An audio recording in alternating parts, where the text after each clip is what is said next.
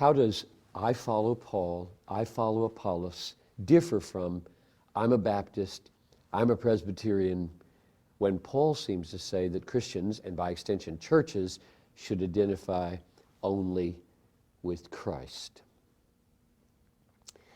I'm not sure that's what the text says, that you identify only with Christ. What Paul is concerned about is divisions in the church at Corinth that were rooted in pride and caused boasting. The reason I hesitate is because Paul said to them, I'm your father. I was like a midwife to bring you into existence. Imitate me as I imitate God. And it sounds like Paul wants them to love him, admire him, follow him, and then he's an apostle and he's got authority. So he wants them to submit to his letters when he writes, and he doesn't want that to feel in conflict with Peter.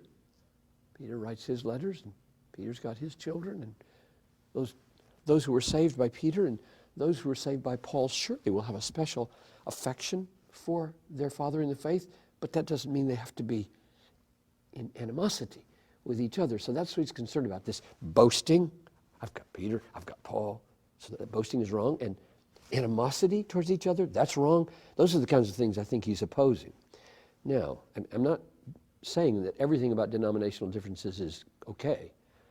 I'm just saying when you have convictions about what the Bible teaches and you are bound to live by those convictions, because Paul says let everybody be convinced in his own mind instead of being always sitting on the fence with every issue. If you're convinced to live, then you're going to find yourself in groups of people that are sharing those convictions, but you don't have to be proud or angry at this other group that say, well, we really do think we should baptize our children. And we say, but it's not biblical. We think it is biblical. And in the same church, you can't work it. You can't work it. And so you have these churches, and you grieve over that somebody's not seeing clearly here, or both of us are not seeing clearly here.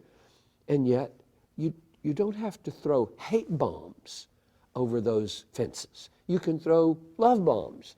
You can say to the world, and I think the world really, it's differences that give us an occasion to show the world what love unity means. So if a Presbyterian, Episcopalian, Baptist, Pentecostal are sitting in a TV program with Larry King or whatever, they could talk about each other and their vertical commitment to Christ in a way that would make the world say, that's different than the kind of arguments I get into. So I think that's where Paul wants us to go in this text, rather than saying you must give up on your convictions.